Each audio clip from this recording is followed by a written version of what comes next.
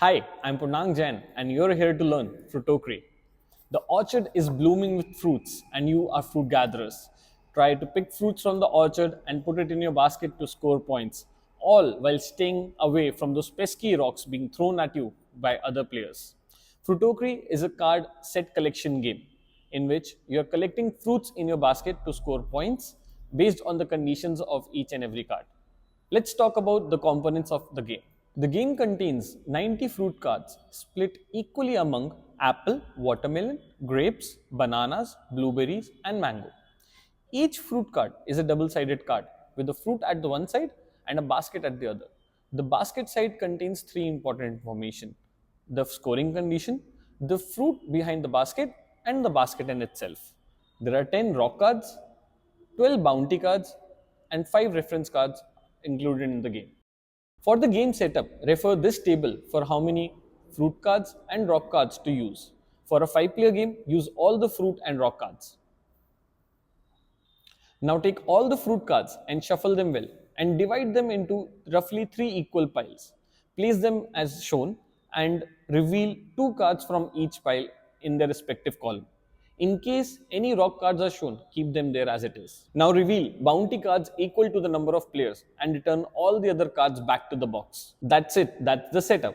The objective of the game is to score the most points before the orchard runs dry. Now, with the setup complete, let's move on to player actions. On your turn, you can take one of three actions. First, take a tokri. Second, pick two fruits from the orchard. Or third, gather all the rocks that are visible on the board. Let's dive deep into each of them to understand them better. Take one tokri from the top of the three available decks and keep it in front of you. A tokri can hold up to 3 fruits in any combination, and there is no limit for the number of tokris a player can have at any point of the game. Pick any 2 fruits from the orchard and immediately place them in your tokris in any combination. You can even choose to pick the same fruit. In case a fruit cannot be placed in a tokri, that fruit is immediately discarded and costs you 1 point at the end of the game. Gather all the visible rocks and throw them into the basket of other players in any combinations. You could also choose to discard all of these rocks. At the end of the game, every discarded rock counts as 1 point. The game ends when the orchard is completely empty and there are no longer fruits available to replenish them. From there, we move on to the scoring phase. Let's understand the scoring together.